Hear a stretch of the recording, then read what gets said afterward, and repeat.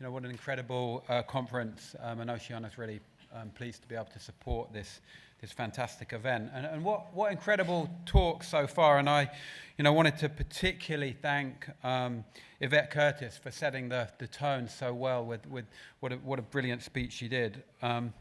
So I'm Hugo, and I'm an ocean campaigner, an activist. I lead Oceana in the UK.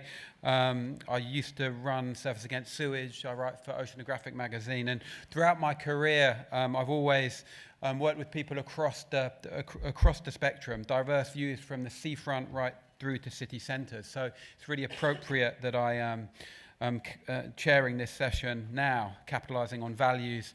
How will knowledge of values make a difference to our prospects? A really huge subject area to discuss today, and we'll be hearing from experts today. 6 speakers, so we've got a packed agenda again. 6 speakers talking about health, recreation, science, finance, the arts, and all of the different views within those and values within those on natural and social capital. So we've got a lot to go through. 6 talks followed by a Q&A. Please do, as David said, get your questions in to Slido. When we come back after the 6 talks, we're going to be bringing the speakers up one by one, and we'll bring them up onto stage, and then we're going to be posing the first question, the title question of this session, to each of the speakers to respond to first, and then we'll be coming to the audience and then on to Slido. Timing's really important today. Speakers, please take note. It's 10 minutes each. Let's keep it to that, and then we'll have 30 minutes for questions. It's going to be a really lively discussion, lots of different views, and I want to bring our first speaker up to the stage now, Professor Graham Underwood from the UK Blue Carbon Evidence Partnership, one of the hot topics in the marine space at the moment. Welcome to the stage, Graham. Thank you.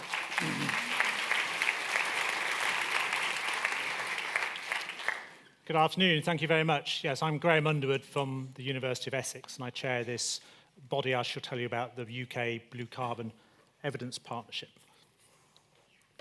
So blue carbon is one of these terms that's become extremely popular in the last couple of years, and it has a number of meanings, and I just want you to understand there are different uses of this term which are relevant to how we think about it.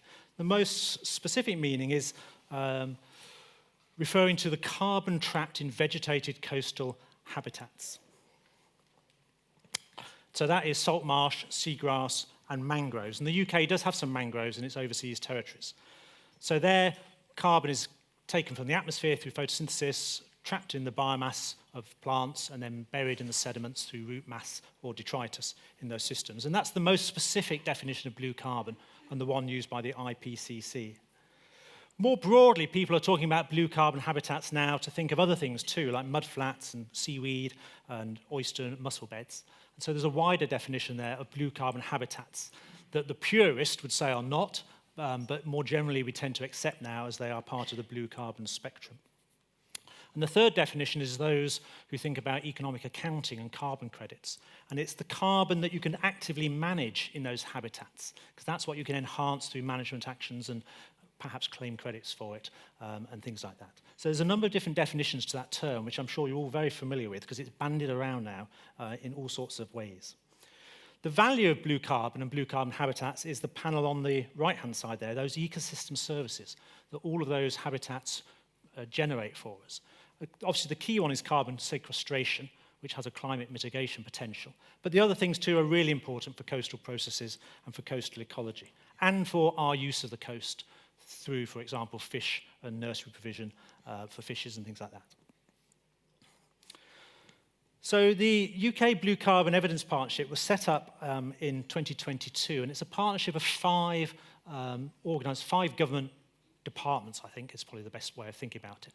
It's 2 Westminster departments, DEFRA and Department of Energy Security and Net Zero, and then the equivalent environment departments from the Welsh, Scottish and Northern Ireland devolved assemblies, devolved administrations.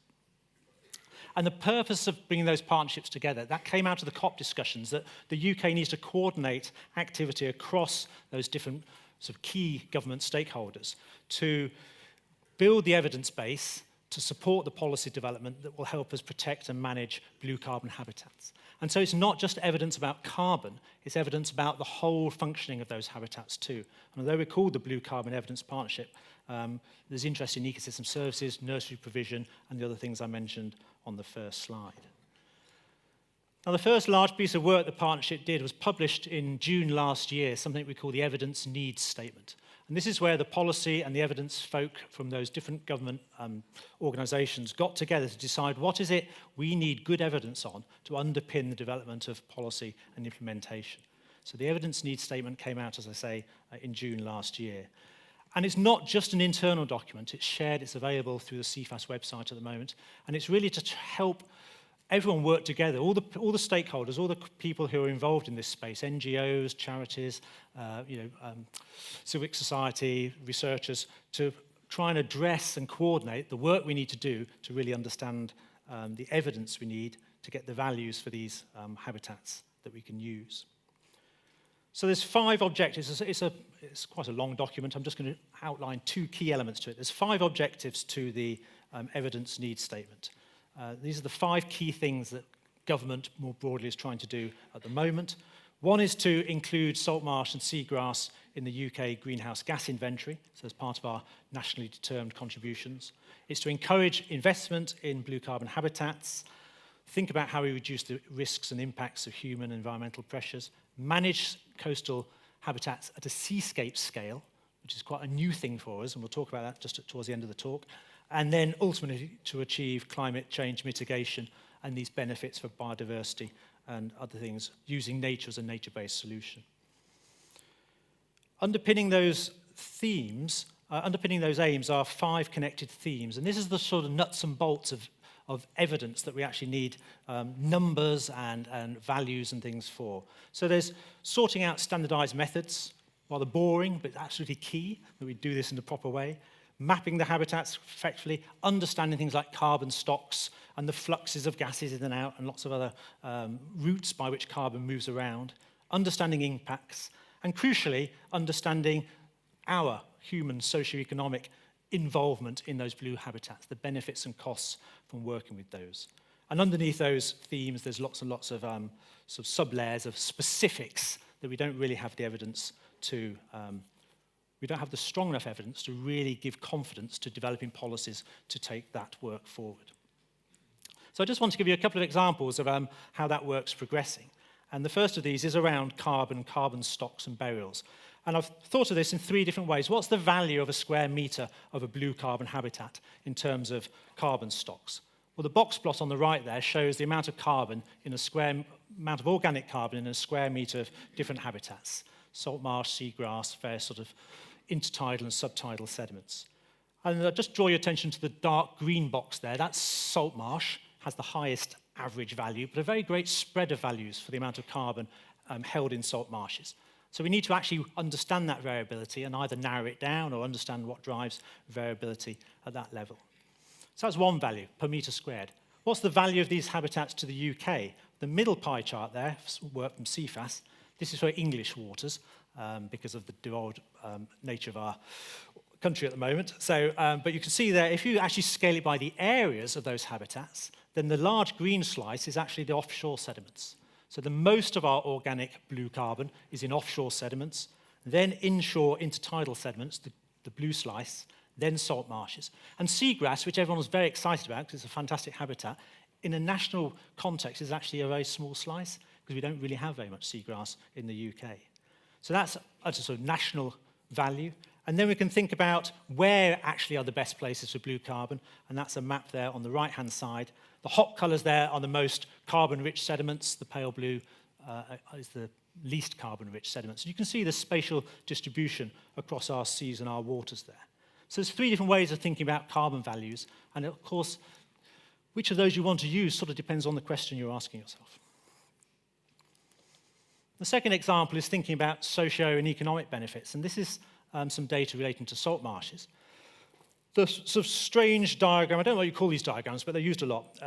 There is a section of values around the outside there. The ones in the mauve are ecosystem service values. So you can see, hopefully you can read them, but prevention of coastal erosion, a key one, for example, for salt marshes. And this is a survey of professionals across the world, actually, work done by Emma McKinley in Cardiff, to say what's the value of salt marshes. So you can see people value them very much for healthy climates and for coastal protection. The blue ones there are their aesthetic or cultural values. So you can see that salt marshes resonate with people in certain ways. So that's one set of values. The similar diagram on the right is from work from the DEFRA Pioneer in Suffolk, where different groups of stakeholders were asked about their value for salt marshes. And here you can see just selected some data for boatyard owners and people who work in boatyards, that's the grey, and water companies in the yellow. They have quite a different set of values about what's important in their patch. Some of them overlap, where there's that sort of mustardy, browny colour. But you can see, for example, at the bottom of the pie there, the boatyard people were really interested in 12, 13, 15, sea defence, cultural things. The water companies didn't care much about that at all, actually, but they had obviously clear interests in water quality and things like that. I say that because it comes to the big debate. When you're trying to talk to people about the coast, people value it for different reasons, and they're all correct, just because it's not the one you like, and that is sometimes the dilemma we have with many of these things.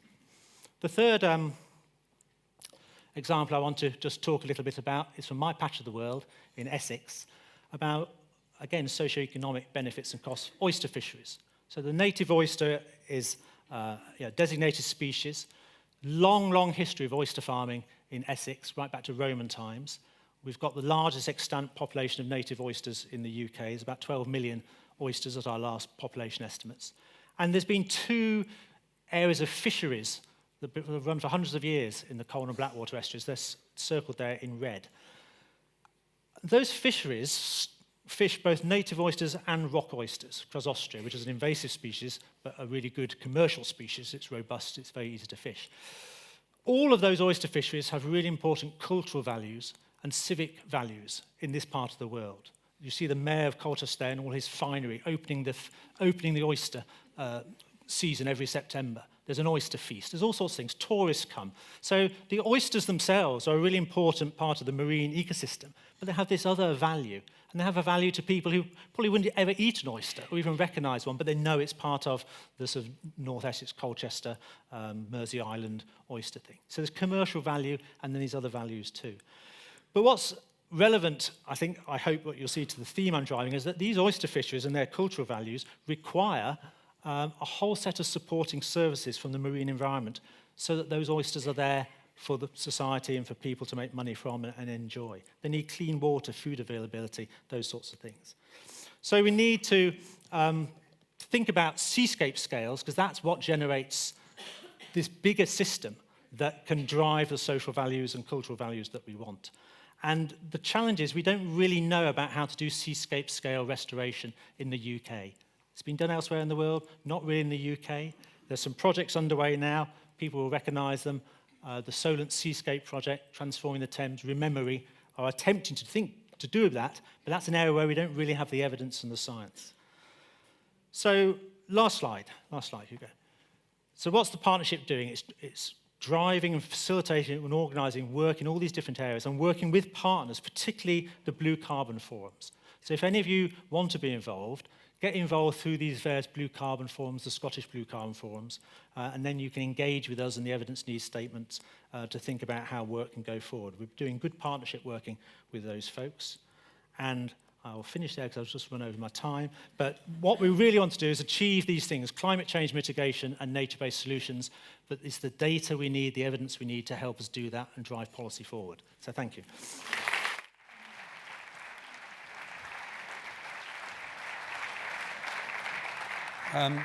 Thank you, Graham. And I'm going to welcome our next speaker up to stage, Mike Nelson from the Environment Agency. And I think Graham maybe landed there for the first time water companies. And Mike's going to talk about the natural capital approaches across the land-sea interface, which is often right up at the top of the news agenda at the moment.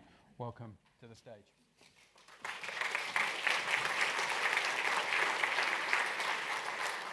Thanks, everybody. Right, there we go. So just to introduce myself, my name's Mike Nelson. I'm from the Environment Agency's Estuaries and Coast Planning team. And I'm going to talk to you today a little bit about some of the work we're doing as part of DEFRA's Natural Capital and Ecosystem Assessment Programme. But before I get into the details, I just wanted to acknowledge that although it's me speaking to you here today, there's actually a whole bunch of us at the agency working on this. You can see some of the names up there. And we're also working really closely in partnership with other arm's length bodies to deliver this work. And there's loads of them here today. We've got a couple of posters and things in the front room downstairs, and they've given us all these snazzy lanyards. So keep an eye out for these. I'm sure people will love to tell you about what they're doing. So this is just one part of the puzzle. So I'm probably preaching to the converted given the audience, but as we know, our estuaries and coasts are home to like a whole diverse range of fantastic habitats and species, some of which you can see here. But these species and habitats also provide us with lots of ecosystem services that benefit people and wildlife. For example, our seagrass meadows and kelp forests are biodiversity hotspots. They provide nursery grounds for fish, they cycle nutrients, they help filter our waters, trapping sediments and improving water clarity. Our salt marshes provide flood and erosion protection and act as carbon stores, as we've heard a little bit about already. But our estuaries and coasts are also incredibly busy places. There's loads of human activities that take place there, and some of these can have a detrimental effect to the estuarine and coastal environment. They're also interconnected with freshwater and terrestrial ecosystems as well. So the pressures that can impact our estuaries and coasts often have sources further up the catchment or even on land. And one of the issues that we face at the moment is that these activities aren't always managed with enough consideration to the impact they may have on estuarine, coastal and marine habitats. So in England, we reckon we've lost about 85% of our salt marshes, 95% of our oyster beds, and our seagrass meadows are no longer present in up to 50% of the coastal waters where they were found before. And these habitats remain at risk due to the impacts of coastal development, population growth, pollution, and climate change. So loss of these habitats would obviously lead to loss of the vital ecosystem services that they provide to our society, and protecting and restoring them is therefore essential for ensuring their continued benefits for coastal communities and for future generations. Now, the natural capital approaches, we think, offer a potential framework for helping us safeguard and enhance our estuarine and coastal environment and ensure that we can protect the services for future generations to come. A natural capital framework can help us better quantify the benefits that these ecosystem services provide and help elevate their importance in decision-making processes. So what is the Natural Capital and Ecosystem Assessment Programme? So the team that I sit in the Environment Agency has a goal of trying to achieve more positive outcomes for our estuarine and coastal environment. And one of the ways that we're trying to achieve this is working with DEFRA and other ALBs through the NCA programme. And through this, we're aiming to explore how natural capital approaches might make a difference in the protection and restoration of our estuarine and coastal environment. The NCA programme is a DEFRA-led science and innovation initiative that's about to enter its third year, and it was established to provide us the tools, data and information required to transform how we understand and manage the natural environment in England. And the Environment Agency is leading on some of the estuarine and coastal bits of this programme, and it's that I want to talk to you about today. So, broadly speaking, our work in this area is in three kind of categories: monitoring, evidence gathering, and application. So our monitoring is focused on improving our inventories for some of the key natural capital assets that occur in our estuaries and coasts. And specifically, we're focusing on seagrass and salt marsh, kelp, fish, chemicals, and plankton. So lack of data is widely recognised as being a key barrier to the uptake of natural capital approaches in the marine environment. So our hope is that our new monitoring data will help close the gap and further enhance our inventories of how much of this stuff have we got, where is it, and what conditions is it in. So the Environment Agency already has pretty well-established monitoring programs for some of these components, but we know there are big gaps in it. There are big areas of seagrass and salt marsh that we know exist, but we currently don't monitor. So this work will help plug some of those holes and give us a much more complete picture, which is critical if we're to effectively protect and restore these habitats. kelp is an interesting one. It's something we don't currently monitor at the Environment Agency. So our work this year is really focusing on developing standard methods and building links with the wider community that are operating this space. And we hope to scale this up over the next couple of years to develop a national kelp natural capital monitoring programme. And while we do currently monitor chemicals, fish and plankton, again, there are some big gaps in our monitoring programmes that we hope to address through this programme. The next bit we're looking at is evidence gathering, and specifically this is around improving our understanding of the ecosystem service provision by our estuarine coastal natural capital assets. So we're doing this because data on the provision of ecosystem services by these habitats is often scarce or unreliable, and this can really hinder effective natural capital accounting and decision making. So as well as understanding where our assets are, we need better evidence on how they provide the services they provide if we're to fully appreciate the full value and manage them accordingly. So in this project, we're focusing on the role that seagrass, salt marsh and kelp play in nutrient cycling, as well as a carbon flux at our salt marsh sites, amongst other things. And then finally, we're exploring how natural capital approaches can actually be applied across the land-sea interface. So as I mentioned before, the interconnectedness of estuarine and coastal ecosystems with land and freshwater ecosystems adds layers of complexity, not just in terms of, not just from an ecological perspective, but also from a governance and management perspective too. So we've been looking at how natural capital approaches could be leveraged in areas like flood risk management or steering water company investment. And we're also looking at how we can improve our models of estuarine and coastal natural capital and how natural capital-based indicators can help us articulate and measure the full value of our assets and support decision-making. We're also pulling together case studies to demonstrate the benefits that applying natural capital approaches in a catchment to coast context can bring.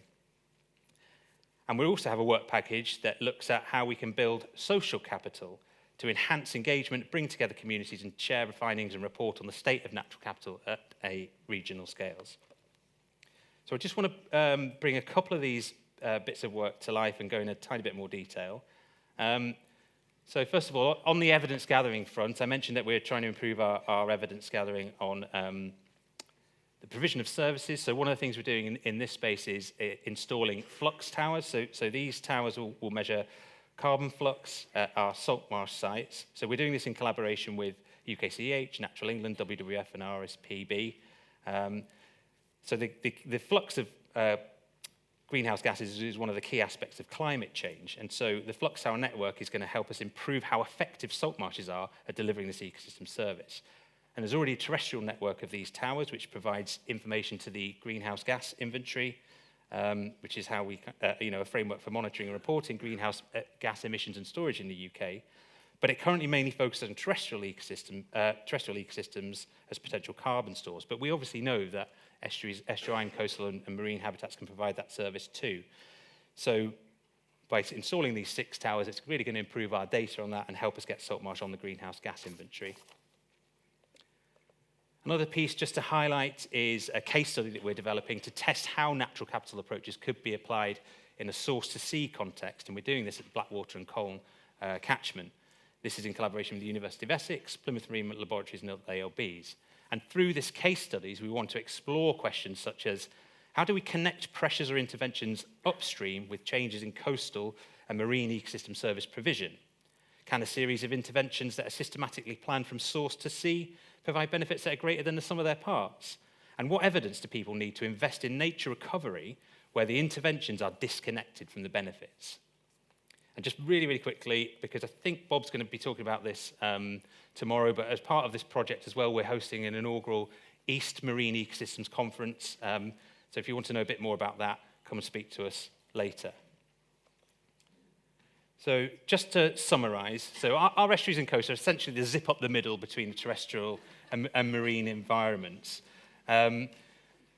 So to manage, protect and restore our estuarine and coastal environment, we need to take a whole water approach that recognises the dependency of our marine environment and what comes down the catchment from source to sea, and also the challenges that we face in the coastal environment from things like climate change, coastal squeeze and pollution.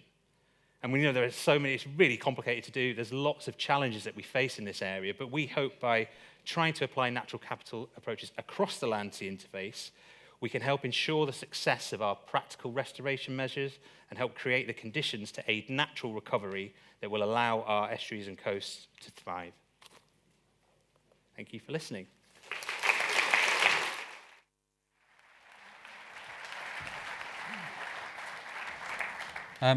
Thank you very much, Mike. And we heard some fascinating things there about natural capital and ecosystem services and the values around that. Some of it sort of brought us sort of closely into where people are experiencing the coastline day to day, whether they're swimming, surfing, or doing other things. And we'll hear more about that now, a bit about how people are valuing the coastline in other ways, particularly with the coast path. So I want to welcome to the stage Ellen McHarg from Cefas.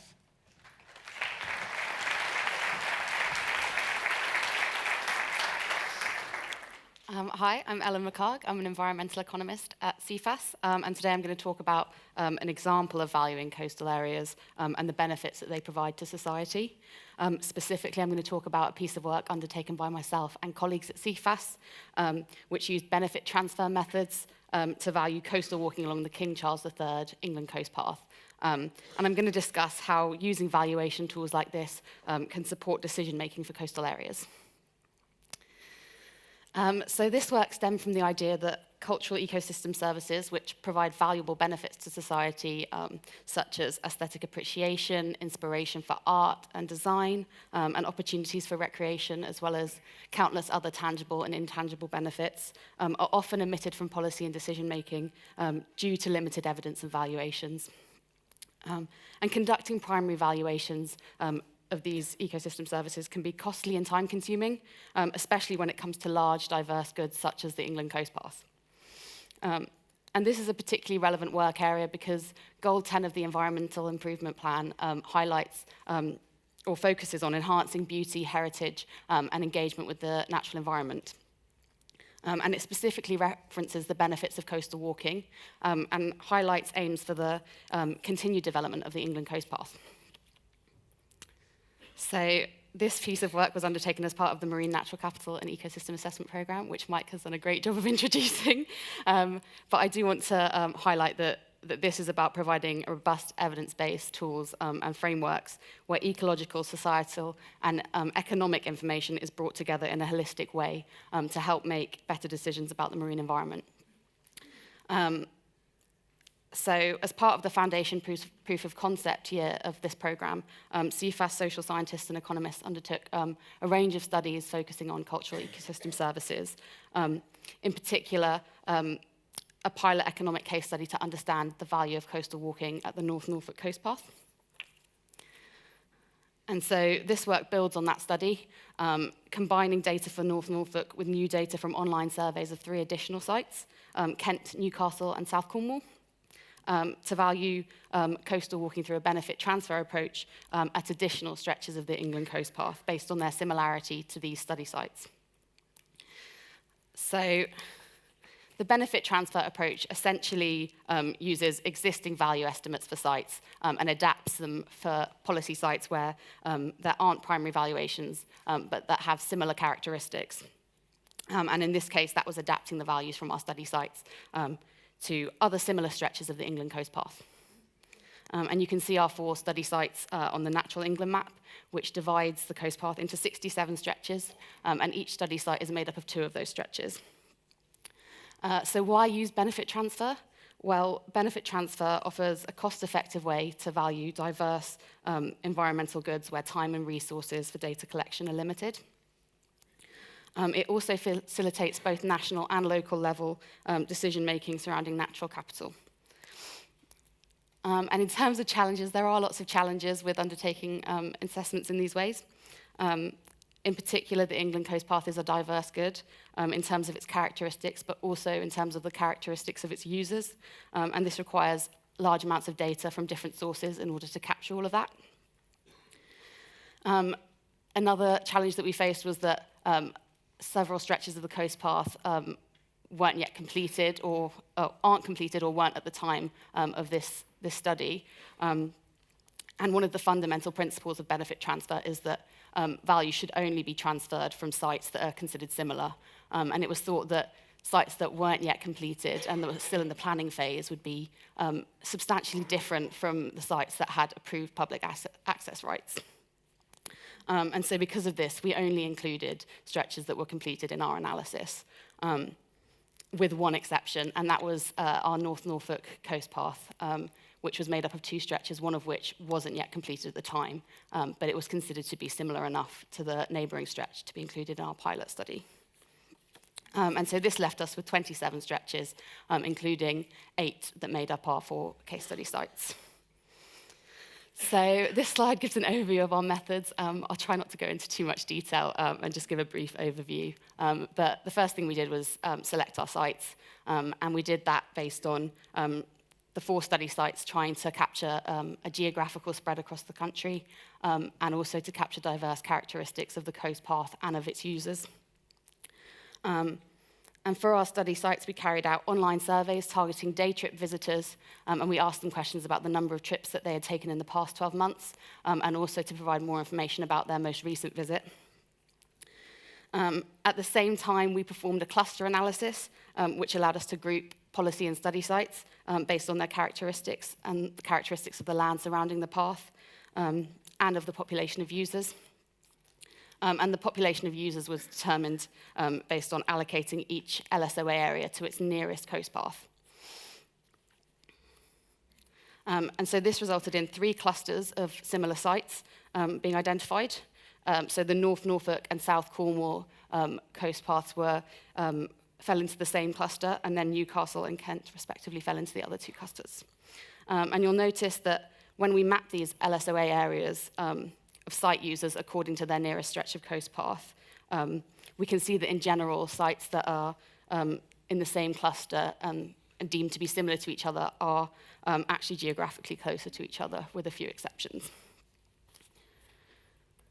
So we were then able to use our survey data from our 4 study sites to build 3 models, one for each cluster, to predict the number of trips taken by participants each year based on the cost of getting to the site, their age, gender, and income.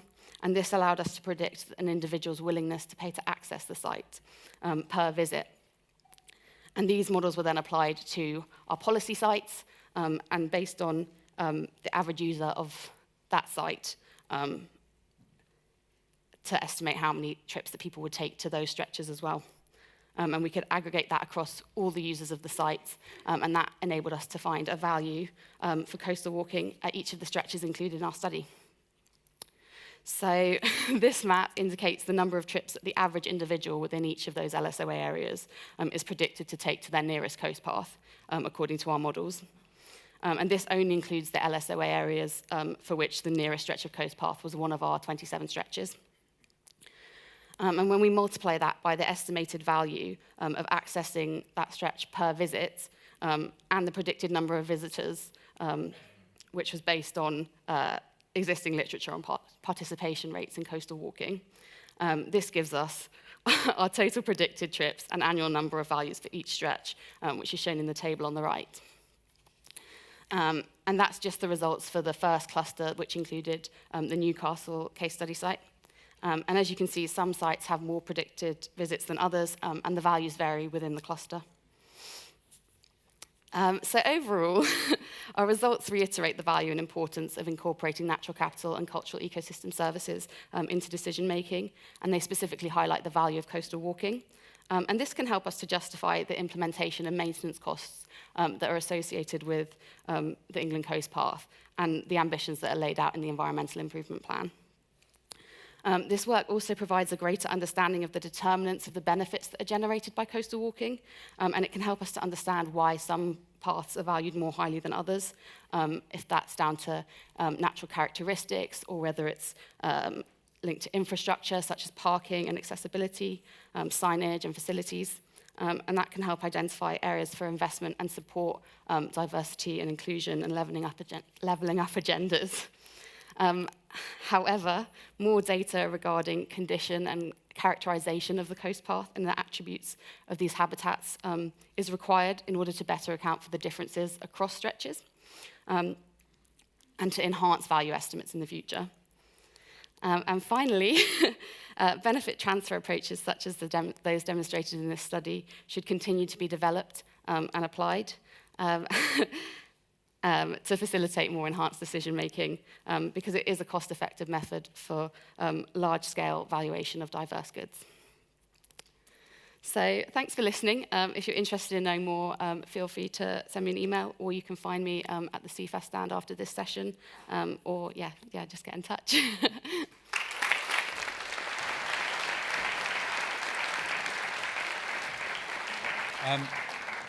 Thanks so much, Ellen. A great presentation, and I'm sure we all appreciate the huge value of our coast path, an amazing resource, beautiful scenery, diverse scenery, amazing seascapes that we can see, beautiful wildlife, something that is a real privilege to have in this country. So thank you for that presentation. And from the coastline that we can all access, back out to sea, blue carbon and marine natural capital markets is something that's been a hot topic at big ocean events over the past couple of years. Sometimes feels like a wild west of innovation. So I'm really pleased to welcome to the stage Elizabeth Beall, Managing Director of Finance Earth, to tell us more. Thank you. Thank you.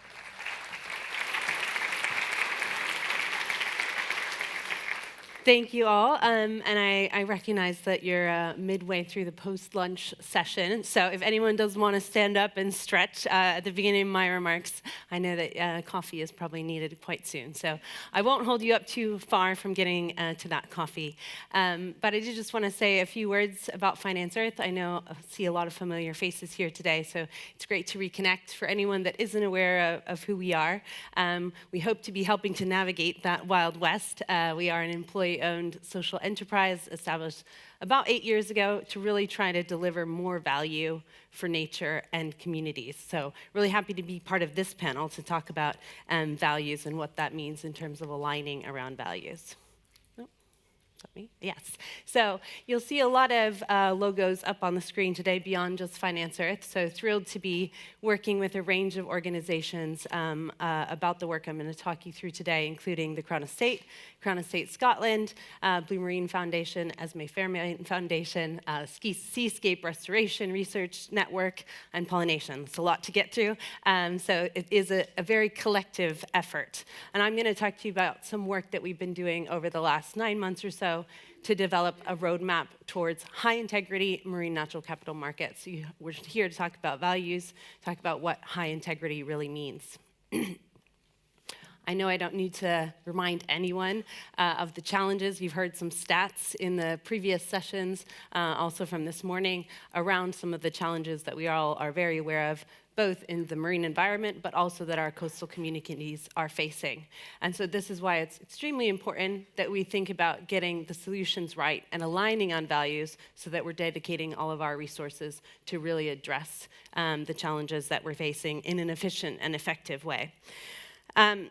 So what do we want and what do we want to avoid? Those are two questions I want us to think about as we think about values. You heard a little bit about some of the varying values. So what people want differs depending on perspective, region, profession, et cetera, but really trying to align about what is the core thing that we want in marine and coastal environment and for communities, and how do we avoid the things that we don't want. So I'm first going to talk through some of the work that we've been doing, which is really to try to understand what are the opportunities of marine natural capital markets. We started talking a little bit about what those are, so blue carbon being just one of those. But also natural capital markets could be, we've talked about marine net gain this morning, so biodiversity markets are growing, there's growing interest in that space. There's a lot of opportunity for marine natural capital markets to be a tool. So a tool to deliver more value for nature and communities. But there's also significant barriers in terms of ensuring that those markets are developed so that they can actually succeed. You heard about some of the data challenges, for example, but also the consensus and the need to build a joined approach so that we're all rowing in the same direction. Because there's a lot of initiatives, that's the good news as well. There's a lot of work going on that we're hearing about today, but also in other fora, and so there's a lot to build on, but we need to make sure that we're not working at cross purposes and really addressing some of the key issues. So marine natural capital markets can be a tool, but they need guardrails. And it's also really important to think about those guardrails and that they're not all a one size. It's not going to be a one size fits all approach. Marine natural capital markets, as we talked about, there's carbon.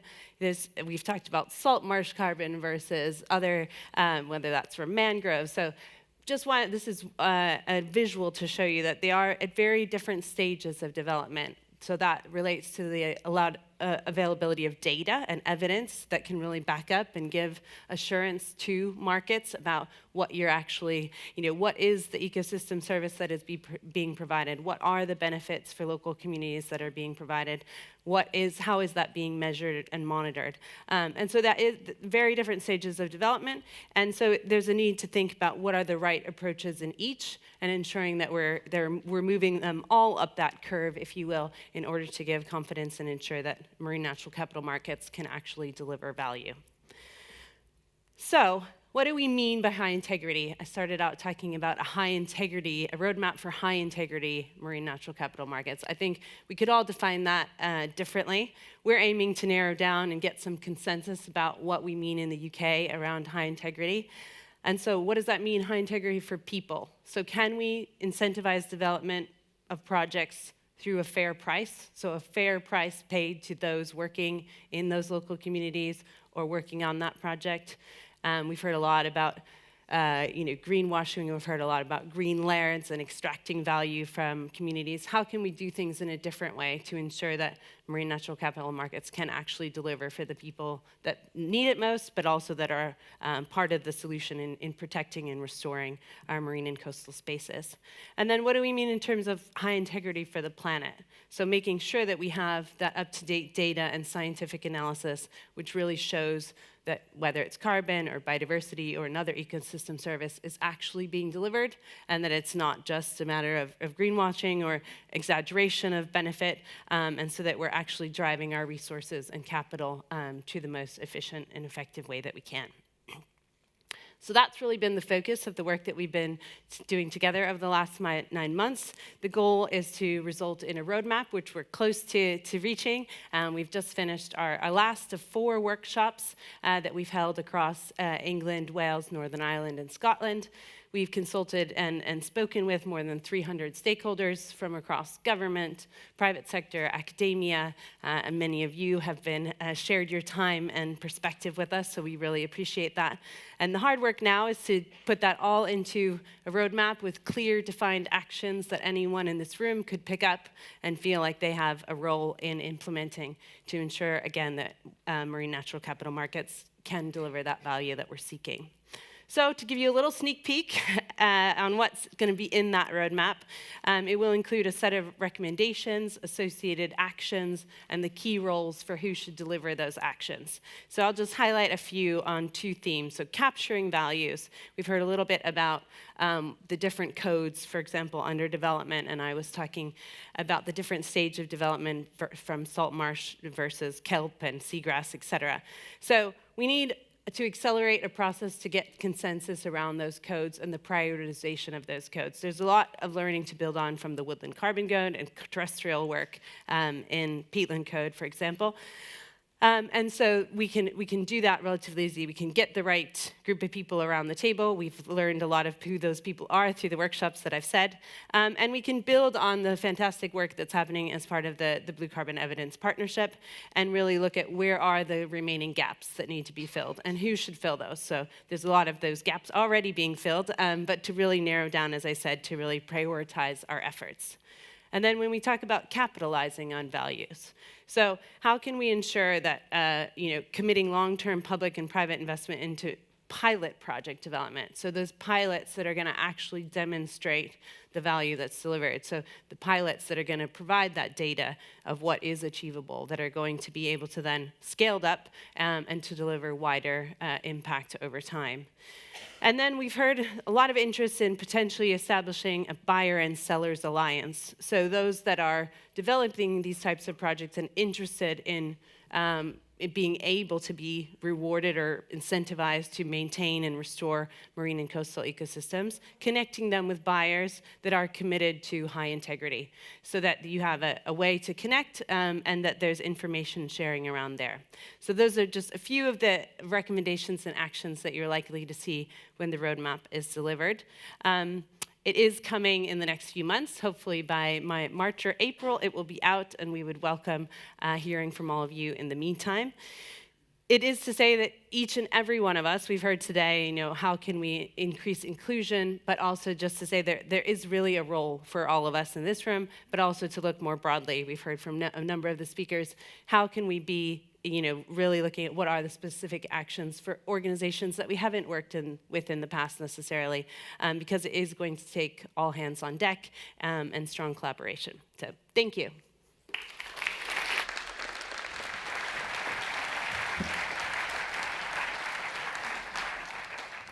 Thank you, Elizabeth.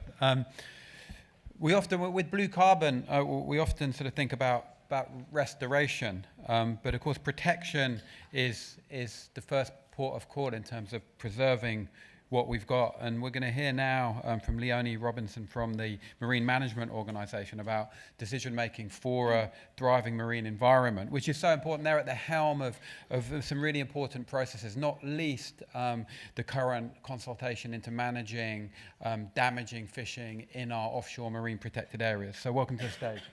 Thank you.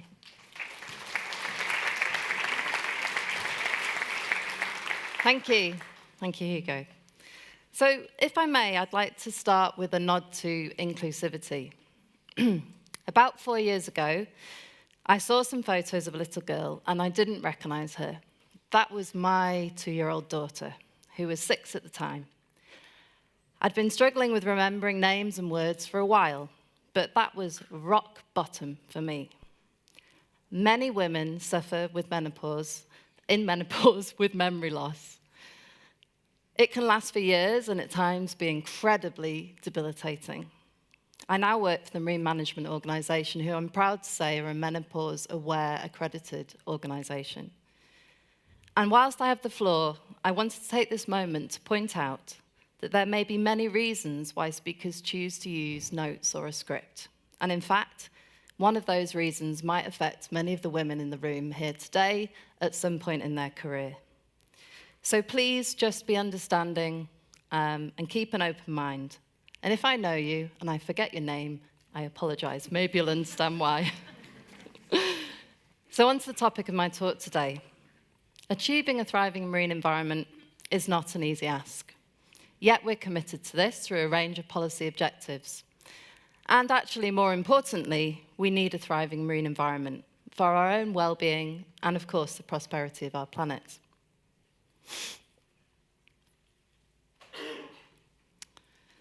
Thriving here is interpreted to mean that humans are benefiting from the marine environment, but doing so in a way that's sustainable and that does not lead to long-term degradation of our marine environment around us. Now, we know that our marine environment is not currently thriving. In many cases, too many cases, there are still worrying signs in terms of the state of our marine habitats and species.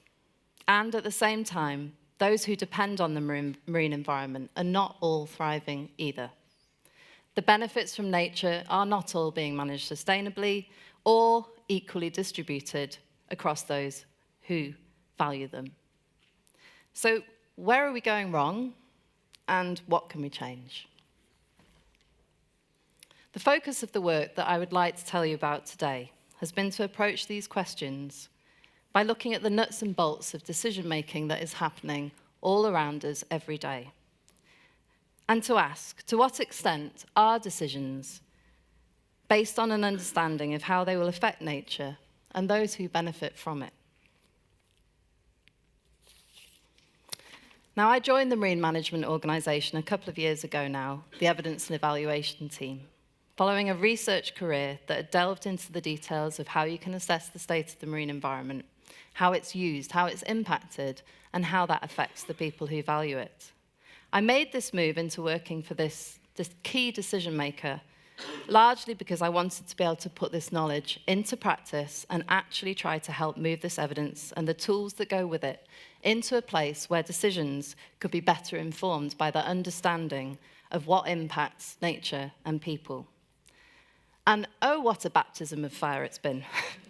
I knew the environmental policy landscape was complex in the UK, but I quickly realised that it was going to take a while to understand the landscape of decision-making that can, in fact, impact the marine environment. And in fact, I've discovered there are many, many decision-makers, and very few people who actually know how those decisions are made. How are fishing quotas allocated? How are developments licensed? How are activities excluded from MPAs, and by whom? Under the Marine Natural Capital and Ecosystem Assessment Programme that we've heard about today, I've been lucky enough to be leading a project that is looking at exactly this. I'm working with a fantastic team in the MMO and a range of decision makers and advisors across the system, and we've been mapping out the landscape of decisions that affect the marine environment and those who depend on it. We've been working to understand how are decisions made, who's involved, what evidence is used. In particular, we've explored this through the lens of a natural capital approach, considering to what extent are social, economic, and environmental impacts and values actually considered in decision-making. This infographic summarises the kinds of information that's been collected on every single decision that we've worked with. It tells us about who's involved and how they're involved. That kind of information helps us to explore the governance of decision-making. But we also have a lot of information on the evidence that's used to make each decision. And over in the red box here, this illustrates a real focus of the work that we've been doing, which has been to explore, working actively with those involved in making decisions every day, to what extent is a natural capital approach being taken at the moment in decision-making? How are impacts to nature considered? What about to the supply of services and the sustainability of those? What about the impacts on social and economic outcomes? How are they considered? And what have we learned so far? Perhaps not surprisingly, almost all decisions covered do not fully consider any of the 5 impact areas that we looked at. In fact, in far more cases, issues are partially considered. This means that maybe some aspects of nature are considered, protected features or particular fish stocks. Or perhaps livelihoods are considered, but only for one sector or part of that sector. In a fair few cases, there is no consideration at all of particular types of impact.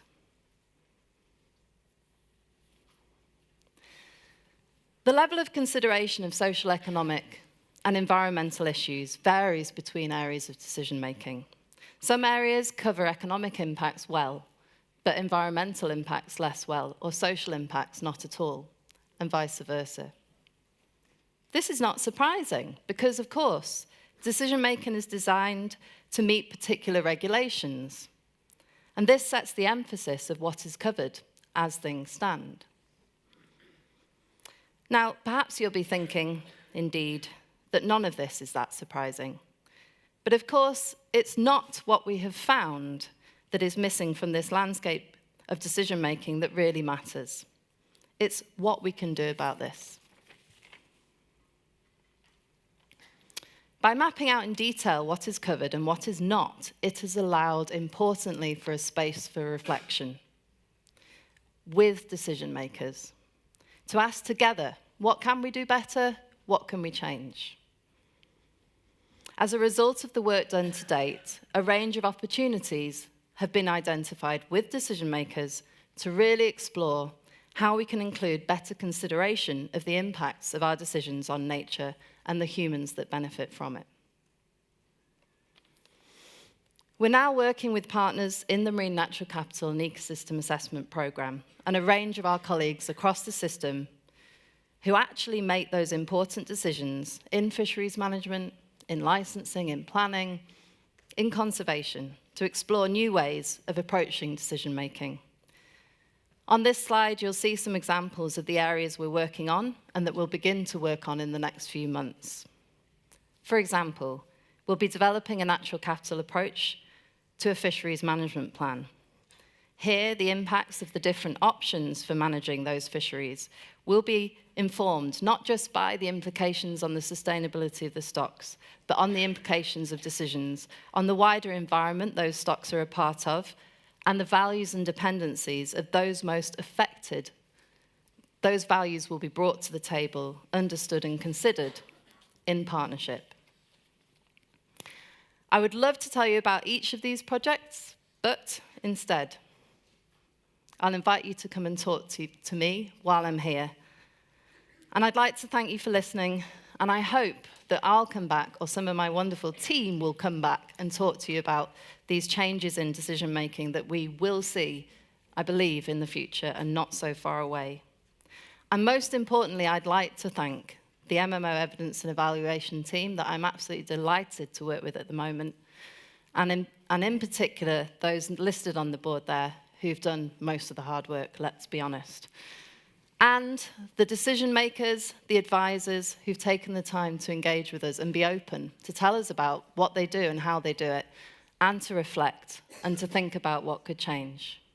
So thank you. Please do come and find me and talk to me. And yeah, what a great event.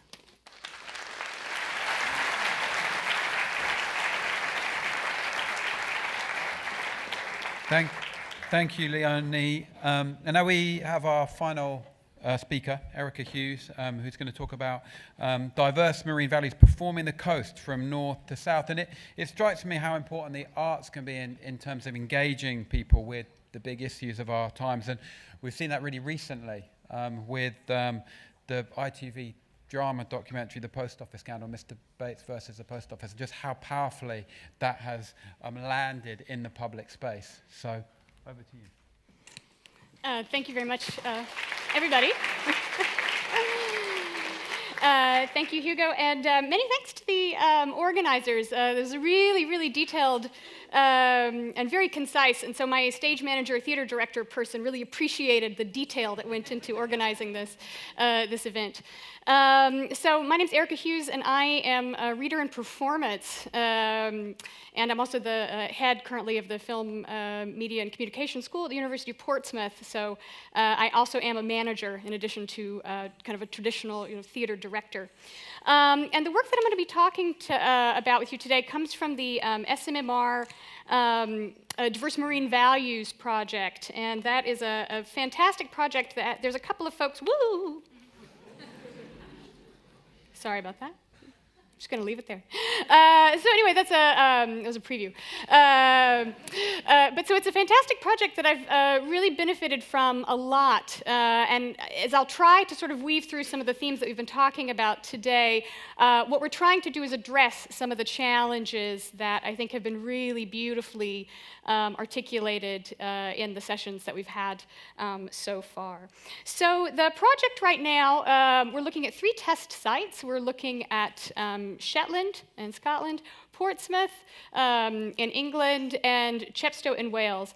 Now, we've also got 4 different arts-based methods that we're working with on the project. I'm going to be focusing on theater because that's the one that I'm leading the work package, but that's the one that I'm actually doing the most work in. But we're also doing photography. We're doing filmmaking, it's called Community Voice Method, and we're doing digital storytelling. So there's a real range of arts methods that we're working with, and I know I'm not the only artist here as well. I see Simon is here today, so we've got visual artists as well, so it's really nice to be kind of a larger conversation around the arts in this kind of work. But so the theater work that I'm talking about today, okay, we're going to be interactive again. So stand up if you've ever seen a play. Amazing. That's great. Excellent. That's great. That's great. Fantastic. That's great. And wave your hands at me if you've ever performed in any capacity whatsoever. Fantastic. That's great. Amazing. And scene. Now you can sit down. Now you can rest. Thank you very much. So the kind of theater that we're doing today is, we're right down the street from some of the best theater in the world, but the kind of theater that we're talking about today is actually really process-based. It's not product-based. And so what that means is that we're working with individuals and we're meeting them where they are. And so when we think about a kind of a traditional play that asks somebody to hit a certain mark and to be in a certain kind of a script, we're actually flipping that on its head by design. Now, the work that we're doing is inherently transdisciplinary, and coming to you today from a different department and a different set of terms, jargon, epistemological underpinnings that are really, really different means that there's a lot of code switching that has to happen, and there's a lot of kind of language that we have to kind of find on the project together. So the two articles that I have you'll get a link to this at the end of the presentation. This is from some colleagues at Leeds, and this is actually the same project. It's not our project, but I pulled this up because it's the same project in an arts journal and in a science-based journal, and it can be really, really interesting to just think about the very different ways in which each field is speaking to itself and speaking to one another. We've also been really engaging with this transdisciplinary challenge as we figure out how to kind of bring our worlds together.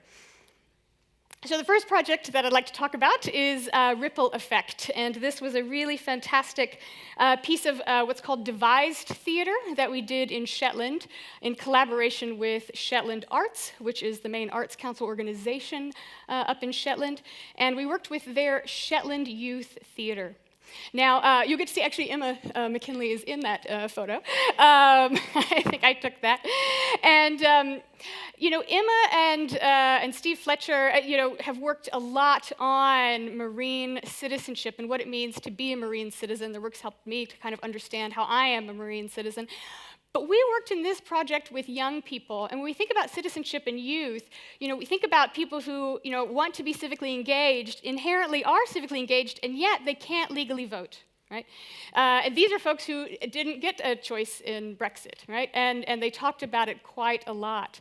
So what we wanted to do was to choose, so we chose youth for this project specifically because youth are always, or not always, but often, understood as receivers of knowledge, people to educate, to change, but actually inviting them to the table to make something was a kind of a flip of the script that I was talking about earlier. And so when we went in, this team of theater makers and scientists, and some people who identify as both, we found, we had this great idea. We were going to do this fantastic play, and it was going to be about the ocean. It was going to be awesome.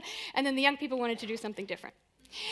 And that was really, really important for us as a team to meet them where they were, basically. So we had these kind of devising techniques, we had all these ideas, and then on day 3, they said, actually what we want to do is talk about what's really relevant to our lives. And so what that meant then is, it was a really good kind of learning for us to think about what are the questions that we're asking, but then when can we step back when we're working with a population and invite them to ask their own questions, right? Co-production, I know, some folks are going to be talking about co-production, I think, tomorrow, and the sort of challenges in that, and it is really scary sometimes because there's different things that emerge when you co-produce, but you have to be really kind of open and vulnerable to that.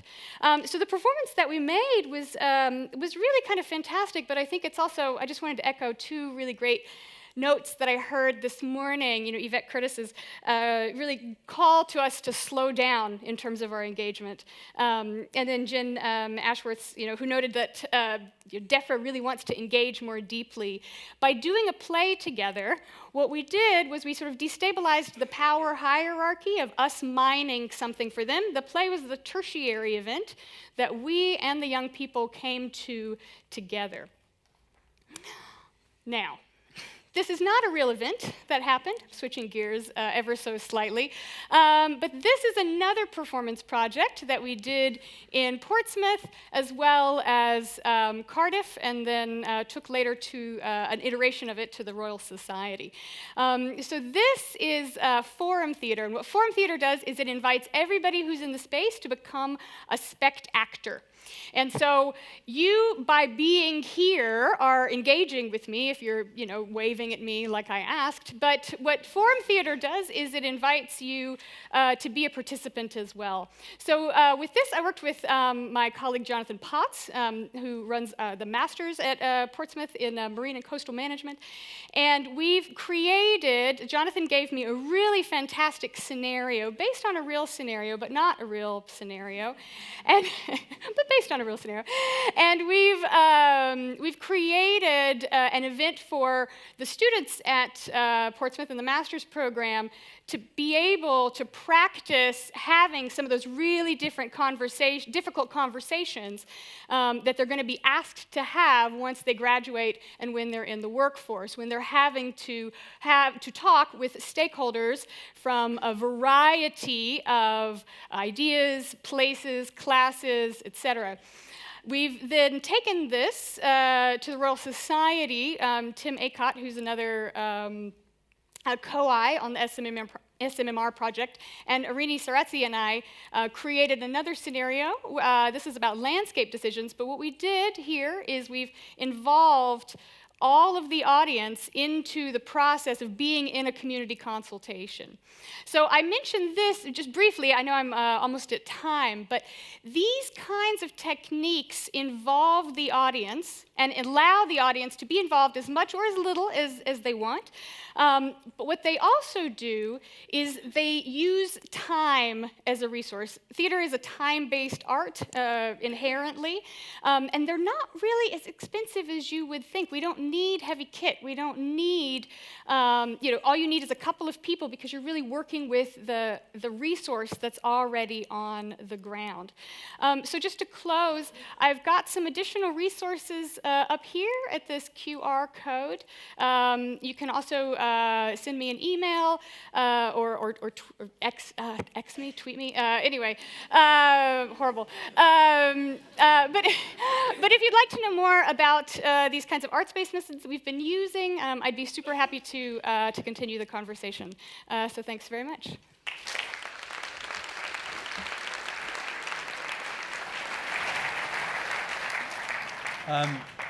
Thank you very much, Erica. And I want to invite all of the panelists to come up and join us on stage now. I'm going to be starting the Q&A with putting the overarching question to everyone. How will knowledge of values make a difference to our prospects? And we'll take a quick 30-second answer. I'll just say that again, a quick 30-second answer to that from each of the panelists. And then we're going to come to take a question or two from the audience, and then on to Slido. If you're still thinking about questions online, the audience out there, please get them in on Slido. Please vote them up if you can, and make sure that you do, as David said at the beginning, direct them to the person you'd like to hear the answer from. So we're going to go round in turn here, and the question is, how will knowledge of values make a difference to our prospects? So just to start, I'm going to come to Graham. Thank you very much. I think there's two types of values that this answer requires. One are real values or quantitative values, so the amounts of this or that. I think they are important for evidence-based policy development, so we can measure real things. I think the real challenge is when we get to the social values, because they vary so much depending on people's perspectives. Somehow we need to find common ground. When you've got lots of different people with different values, what's the common thing you can build back out from to try and get a consensus? Because consensus is really important in this way. Thank you. Mike, can I come to you?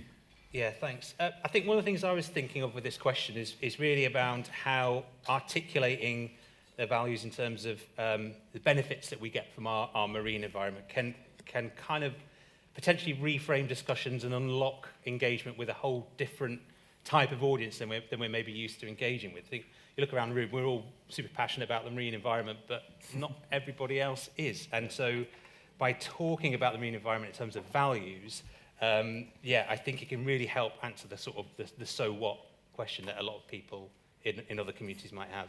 Thank you, Mike. Ellen, can I come to you, please?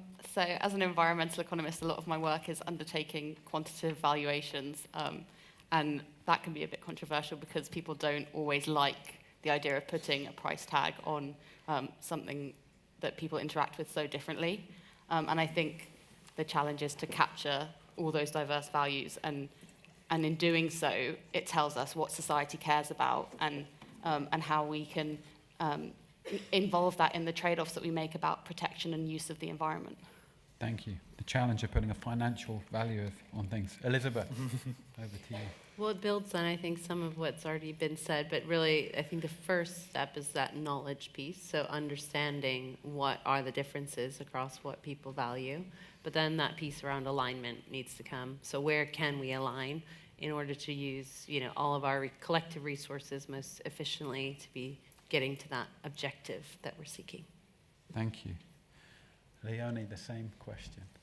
I think because if we understand our connection with nature and how critical that is, then I think if that information is more clearly expressed, then actually people may value nature more. And I think if we can bring that understanding into what we're doing, it will change our prospects. And I hope I showed before that we don't currently understand all of that as we make decisions.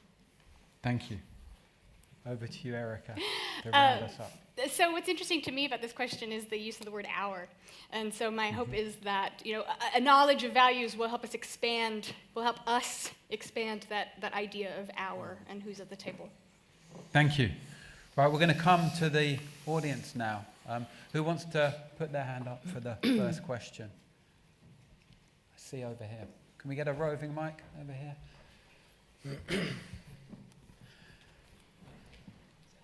Can you say who you are and then say your question, who you'd like it to go to, please? I'm Maris. I'm one of the students that came out on bursary. I wanted to ask Erica, obviously as a student, I didn't live in Plymouth my whole life.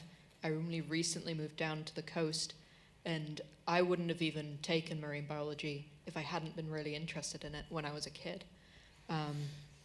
Something that I want to be able to do is get other kids like me interested in marine biology, and I wanted to ask, do you have any success stories for getting people interested in the coast? Because I want to hear it. I think it's a really great question, and I will also point you to my amazing colleague Emma McKinley and talk with her because she's done lots of ocean literacy work with people from a range of ages.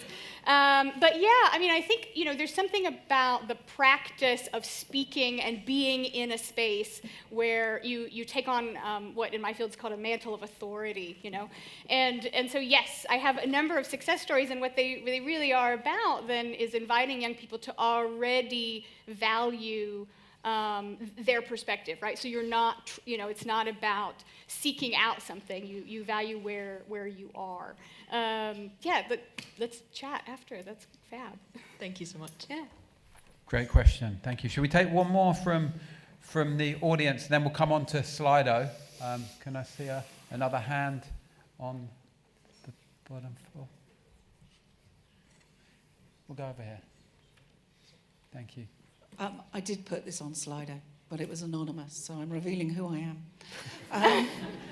So I do quite a lot of international work as well as UK-based, and there is a real pushback on ecosystem services and natural capital as coming from a colonial, westernised, extractive perspective towards nature. And the IPBES report came out with the idea of various values, so living from, living with, living in, and living as. And Indigenous people have said that's not gone far enough because us and many others see ourselves as nature. We are nature. We're not living as nature. We just aren't. We're nature. And the natural capital ecosystem services kind of paradigm and framing is driving so much thinking to something that's quite economic, quantified, scientific, which is quite excluding of other perspectives and these other values. So I just wanted to understand from the group, were they aware of that? Where was their thinking going in how do you incorporate these different understandings of who we are in relation to nature? Did you want to direct that at one of the panels I specifically? didn't really, because I thought all of them are taking the paradigm, well, not all but one or two, are taking the paradigm sort of as accepting it and working on it and developing it and innovating around it. So I just wanted to know, were they aware that it's been seen that way? I might put Elizabeth on the spot on this one. Volunteer. Okay. Yes, definitely aware of it, and definitely thinking about how we can That's part of the work that we're doing, obviously, as part of the roadmap. So trying to understand what are the different interpretations, what does it mean for different people, and how can we build that into making sure that benefit is delivered to people like Indigenous peoples or people that are, as I said before in my remarks, living in coastal communities, et cetera, to ensure that it's not us defining for them, but that it's actually people deciding what they value and what they want to be, how they want to be integrated into a system or not. Thank you. Hugo, could I come in on that as well? Absolutely, please do, Mike. Yeah, I totally hear what you're saying there, and we've actually faced, I suppose, similar kind of, I don't know if I'd call it pushback, but maybe a bit of cynicism about a natural capital approaches more broadly, even amongst kind of colleagues. So I suppose in my mind, the benefits of the approach is that it isn't just boiling things down into economic kind of market stuff. It is, or we should be trying to build in the wider values things alongside that. It's a massive challenge. I don't really know how we do it, but I definitely, that what you said resonates with our experience as well. I don't think that necessarily means you should throw the baby out with the bathwater, but it's something we definitely need to be conscious of. I think we're gonna move on to another question, just to give other people the chance. We're going to go to Slido now to make sure those online can also participate. Yep, so this is another two-part question, and it's for everyone. Seascape recovery can't happen without joined-up cross-organisational, cross-sector working. How can we get better at doing this? And what lessons from landscape scale restorations on land can be used to inform seascape scale restoration? Is that directed at anyone? We marked them as for anyone, so please jump in. I think we'll come across to Graham. Shall I take this? I'll take the second one first. I'm not going to talk for all the organisations that are in this room. I've got my own personal views about how they work. But I think it is. I had a slide on seascapes, but I'd overspoke, so I didn't manage to talk about. We don't know a great deal about how temperate water seascapes work. Good ones, because actually we don't have any in Europe, because the sea is pretty much trashed. We do know how, unfortunately, but there is good work from other parts of the world where it shows how a seascape can work. And one of the big differences between marine seascapes and terrestrial is the water and the way that things disperse. So the dispersal of fish and larvae and nutrients and things is very different in a seascape to a landscape. And the other really crucial thing is that most land is owned by someone, but in a seascape, much of it's common. And so everyone has a view, and no one really willingly gives up their rights for someone else's benefit. So that's a real challenge for seascapes, and all of you who here work on how we manage the coast will experience that. It's a bit different if you own a large estate in a piece of country. You can choose to do landscape-based restoration, which is what some people are doing. So those are two fundamental differences. One is we don't have really good ecological science data about temperate seascapes, but the work I flagged on my slide is building that. And then this issue of that they are just fundamentally different because one's underwater and in the water. Thank you. Should we come to another one on Slido? Yes, this is the one. It's for anyone as well. Do the panel think that the ocean and its inhabitants have inherent value independent of us, brackets humans? And how should this be weighed against what benefits people? Leonie, can I come to you? Yeah, with sure. this, please? Yeah. Yes. Shall I stop? No. And we have policy objectives that are there to protect that intrinsic value. So I think we have to look at how we're acting on that in what we're doing and work together to do that. But having intrinsic value hasn't really had enough sway to kind of lead to the transformative change that we need. And maybe that's because of some of the things we've been talking about here today, that doesn't actually mean something to everyone, and that people have values that may relate to specific things, and they may be extractive things, or they may be actually just being out there and being in nature might be their value. So I think we have to recognise that breadth of values and bring that in. But of course, yeah, intrinsic value is there, and it is protected by policy objectives, and we have to recognise that we have to implement those objectives too. Thank you very much. Ellen, can I bring you in on that too? Yeah, on of intrinsic course. values? I mean, in terms of economic valuation, there are, we think about use values and non-use values, and it's not just about, someone going to a coast path and going coastal walking. It's also about the people that, don't live near the coast but like to know that it's there. And that does matter to people, and there are ways to capture that. Thank you. We're going to come up onto the balcony now. I don't know if there's a question. It's pretty vertiginous, this. Yeah. Can I see a show of hands? Is there a question up there? The lights are sort of dazzling me, so it's hard to see. So really wave your hand. Is there somebody? Got anyone? There's a hand. There's a hand. Okay, over here, yeah, I see. Roving. We need a roving mic. Hold on just 1 second so we can capture it on the recording. Hello, James Green from Orkney Islands Council. Just picking up on that theme around ownership, I think it's a fundamental difference in terms of how natural capital or carbon value, carbon credits are sold in the terrestrial environment and who owns it. It's maybe a question for Elizabeth, but I suppose that's a really important thing about who owns the natural capital that's being sold in these markets or other ecosystem services that are being sold. And in an Orkney context, I think that coastal communities would have a rightful claim to that, to those, to the services and the values that flow from those environments. So, just wanted to get a question on, and I suppose the Crown estate is a big issue in this, in terms of claimed ownership of the Crown to the seabed, where most of these habitats exist. So, just want to get a bit of insight into how ownership is informing the work around high integrity markets.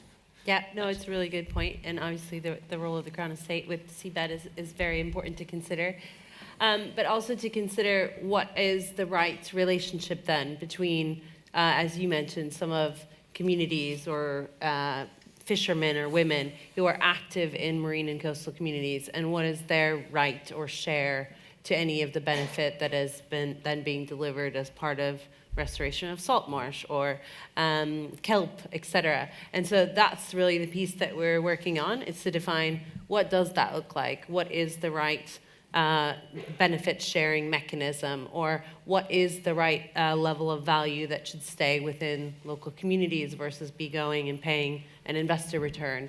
So really thinking about what that looks like in practical ways and considering the complexity of the marine space, which isn't just a copy and paste from terrestrial systems. So work in progress. I don't have a full answer for you now. Thank you for that, and also particularly important, of course, with the High Seas Treaty and the BBNJ, and how we're going to do that in the whole global ocean. So thank you for the question. Should we come back onto Slido? Is there another question? Okay, let's come back into the room. A show of hands down here. Let's come up to the back here, the lady in the striped jumper. Thank you. Hi, I'm Ethne from the Institution of Environmental Sciences. I just wondered if there'd been much thought about how ecosystem services and natural capital values may change in the face of a changing climate. I'm particularly thinking about things like the value of salt marsh, for example, and how the longevity might be affected. I don't know if that's best for Graham, seeing as you talked about blue carbon environments. We will come across to Graham. Okay, yes, thank you. I thought it's only because I thought you were looking that way. Really important question, because for investment purposes, people are often looking, I think, windows of 50 years and things like this. Sea level rise in 50 years' time is a very big unknown, and a lot of our marshes may or may not survive that, or they may have to be somewhere else. There's some work going on to try and think about. There's a mixture of views. People talk about salt marshes drowning. There's equally robust studies that say salt marshes can maintain their position provided sediment supply is protected. And that then comes on to offshore planning and all these other things too. So the seascape nature of that means some marshes will drown, some will be fine. And so it depends where you invest. So it's a real tricky question. It's one of my favourite questions, because I think so often, if I just have a last moment, so often our statutory obligations talk about going back to some previous reference condition, but those conditions will never come back. And we have to think about future reference conditions and adopt, take on board invasive species, new species moving because of climate change, and think that our seas in 50 years' time will look different, even if they're healthy. They won't look like they were 100 years ago. It'll look like a new healthy. Thank you, Graham. Leona, did you want to come in on this? I just wanted to add, actually, this is a really nice moment to say that the natural capital approach isn't just about putting an economic value on things. It's actually about how you do things. And so I just wanted to remind people that a key thing with the natural capital approach is that it's about going through a step process to make decisions. And so we're really focusing on that. And one of the key things it does, it actually insists that you think about the future and future drivers as you develop a plan, as you make a decision. And I'm afraid to say that in very few cases, decisions are actually made in that way at the moment. So that's why we are pushing for a natural capital approach in the MMO and in other organisations we work with, not because it puts an economic value on things, that's relevant in some cases, but more because of the way it makes us think about our decisions. So yes, let's do it. Thank you. Elizabeth, can I just add to that, just to say that it's really important to look at the whole picture, to not just be looking at, okay, where can we do carbon, but actually looking at what's going to make the most sense in that place. So looking at, okay, could salt marsh help to achieve some of the carbon objectives that contribute to net zero for the UK? Yes. Can it be designed in a way which also helps address flooding, which is an impact of climate change? So can we be achieving multiple benefits and outcomes and designing in a way to reduce the trade-offs where you're pursuing the terrestrial example of pursuing, monoculture forests to deliver maximum carbon, but then have a really negative biodiversity outcome. So just thinking through it more holistically is going to be really important. Thank you. I think we're going to come back onto Slido now. Okay, so this one says, natural capital is hugely complex and seems inaccessible to many people who need to access it. How can we simplify the messages more inclusively? Was that? I'm going to come across to Mike on that. Thanks, Hugo. Yeah. I don't know is the answer. I mean, I think that is a really good point. I think we're talking about inclusivity a lot today. And I think there is something in there around almost boiling down the natural capital approach into its core principles, which are around better articulating values, not just to Treasury, not just to decision makers, but also to members of the public, stakeholders, marine citizens.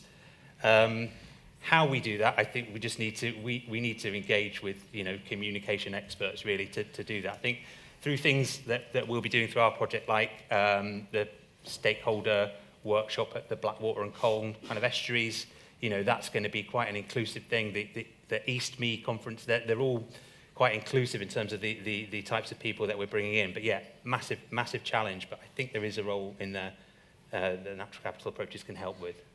Thank you, Mark. Erica, can I bring you in on that question, on that inclusivity? Yeah, so, it's interesting because I think in many respects, I was probably the Joe Q public that these conversations wanted to sort of engage with, right? I really didn't know what natural capital was before I came on board as a co-author for the bid, right?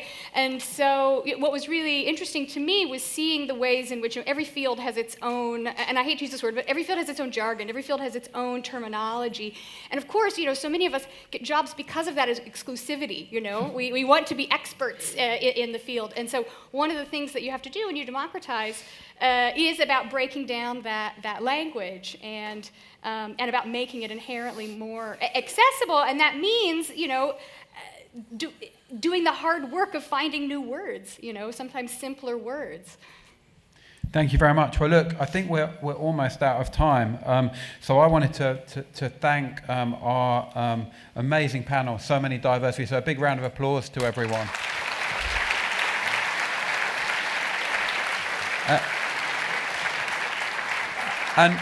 And all of their views and all of this conversation is so important as we race towards 30 by 30 when we have to take all of these views. And don't forget, that's 30% of our seas protected really strongly for nature and 70% managed sustainably. So everyone's views and contributions will be so vital in that. Thank you very much.